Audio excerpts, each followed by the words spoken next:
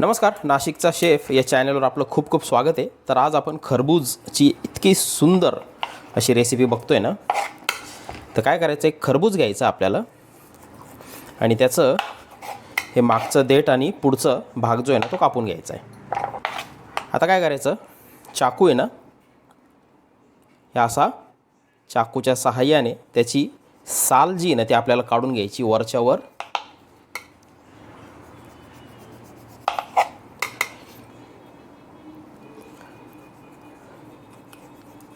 वर अशी साल त्याची काढून घ्यायची.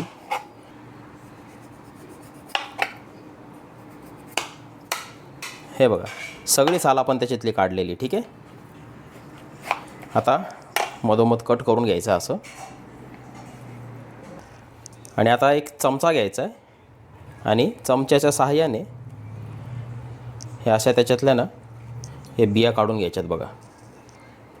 ठीक आहे, एकदम सिंपल आहे. अशा पद्धतीनं खरबूजानं वेस्ट होत नाही जास्त. हे बघा, वरच्यावर निघून जातं.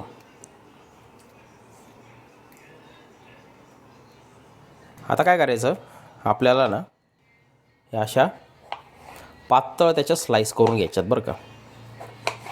हे बघा, जास्त नाही करायच्या, एक फक्त 6-7, फक्त एवढ्या स्लाइस. ठीक आहे, 6-7 स्लाइस फक्त आपल्याला लागणार आहे. आणि बाकीचं जे खरबूज आहे ना त्याचे आपल्याला चंक्स करून घ्यायचे. हे असे.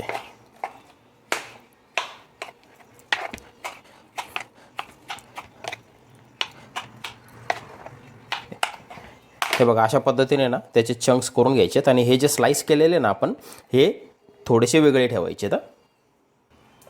आता एक मिक्सरचं भांडं घ्यायचं आहे आणि त्याच्यामध्ये हे जे चंक्स आपण केलेत ना, मोठे काप खरबूजचे, ते टाकून घ्यायचे. आणि एकदम बारीक आहे ना, एकदम बारीक प्युरी करायची बरं का त्याची. तर हे बघा, एकदम फाईन अशी त्याची पेस्ट आपल्याला लागणार आहे. ओके, या पद्धतीनं. आता काय करायचं, एक आहे ना मिक्सिंग बाउल घ्यायचा आहे. त्याच्यामध्ये 1 वाटी रवा आपल्याला टाकायचा आहे. 1 वाटी गव्हाचं पीठ त्याच्यात टाकायचं आहे.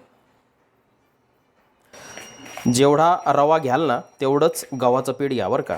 आता ते सगळं एकत्रित करून घ्यायचं आहे. आता त्याच्यामध्ये ना 3 ते 4 चमचे आपल्याला साखर टाकायची. एकदम थोडासा चिमूटभर फक्त मीठ टाकायचं आहे. 1 चमचा बेकिंग पावडर त्याच्यात टाकायची. ही खरबूजची प्युरी ही आपल्याला त्याच्यात टाकायची. ह्याला ना थोडं एकत्र करून घेऊ आपण.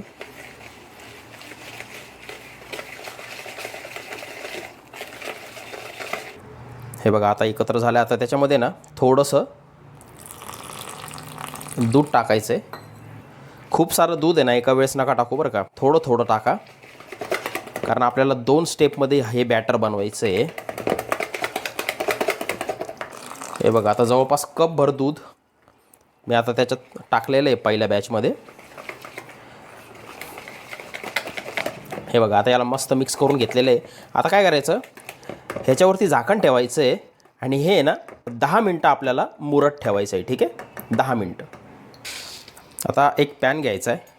त्याच्यामध्ये 3 चमचे साखर आपल्याला टाकायची आहे आणि त्याच्यात थोडं पाणी टाकायचं आहे. थोडंसं पाणी टाकून घेतलेलं आपण त्याच्यात. हे बघा, आता गॅस आहे ना मोठा करायचा आणि साखर जी आहे ना आपल्याला पूर्ण मेल्ट करून घ्यायची, वितळून घ्यायची. गॅस मोठाच ठेवायचा आहे बरं का. आणि मोठ्या गॅसवरच त्याला आहे ना आपल्याला आता तांबूस रंग येऊ द्यायचा आहे.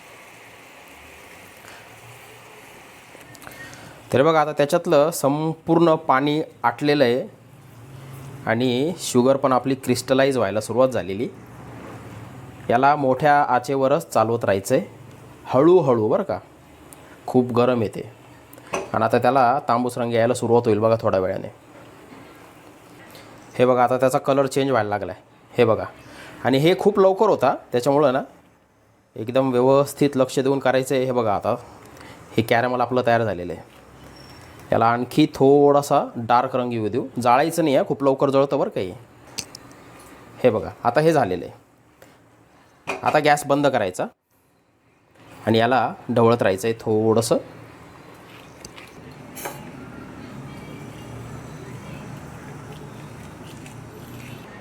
तर लगेच त्याला आहे ना असं पॅनमध्ये टाकायचं आहे आणि सगळ्या बाजूने ना पसरून घ्यायचं आहे. हे बघा, हे बघा आता पॅनमध्ये टाकून घेतल्यानंतर हे जे आपण खरबूजचे स्लाइस केले होते ना, हे आपल्याला त्याच्यामध्ये असे ठेवून घ्यायचे.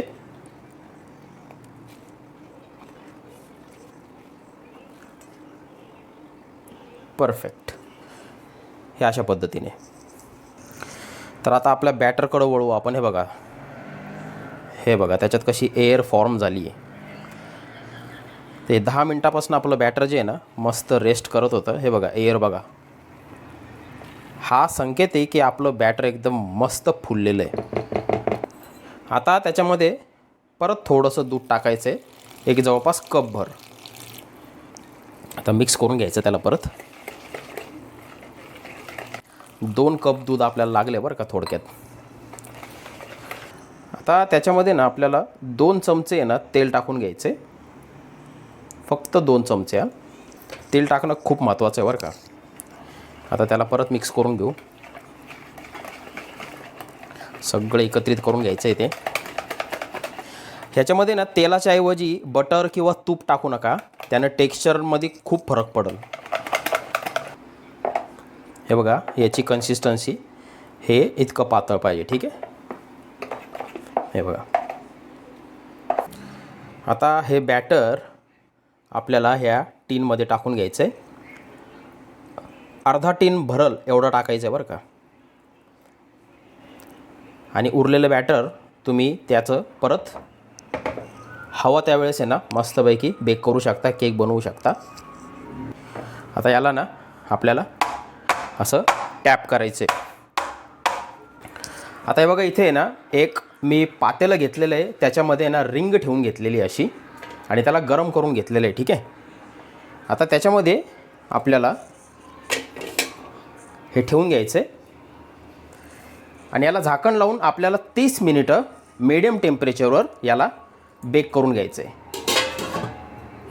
तर बघा बरोबर 30 मिनटं झालेले आहेत आणि आपला केक बघा किती मस्त फुलला आहे. त्याला चेक करून घेऊ एक वेळेस तो झाला आहे की नाही म्हणून. असं चाकू थोडंसं जाडसर भागामध्ये ना डीप करायचं आहे आणि क्लीन आला बाहेर म्हणजे एकदम ओके. परफेक्ट, त्याचं टेक्स्चर बघा.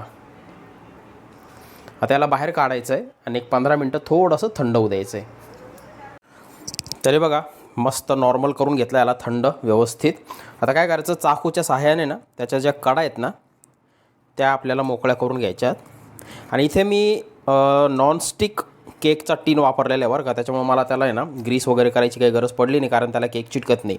तुमच्याकडं जर नॉनस्टिक नसेल, नॉर्मल टीन असेल ना, तर त्याला अगोदर तुपाने ना ग्रीस करून घ्यायचं आहे. मस्त प्लेटीत घ्यायचा असा. हे बघा, हे बघा त्याचा शाईन बघा, त्याचं टेक्स्चर बघा, एक नंबर केक आहे बरं का. अशा पद्धतीचा जर केक तुम्ही बनवला तर घरचे का खुश होणार नाही सांगा. हे बघा एक नंबर. त्याच्या आतमधलं टेक्स्चर बघा किती सॉफ्ट आहे. तुम्ही टेस्ट करा आणि मग मला सांगा. एक नंबर असा आपला खरबूज फ्लेवर्ड केक. तर व्हिडिओ कसा वाटला मला कमेंट बॉक्समध्ये जरूर सांगा.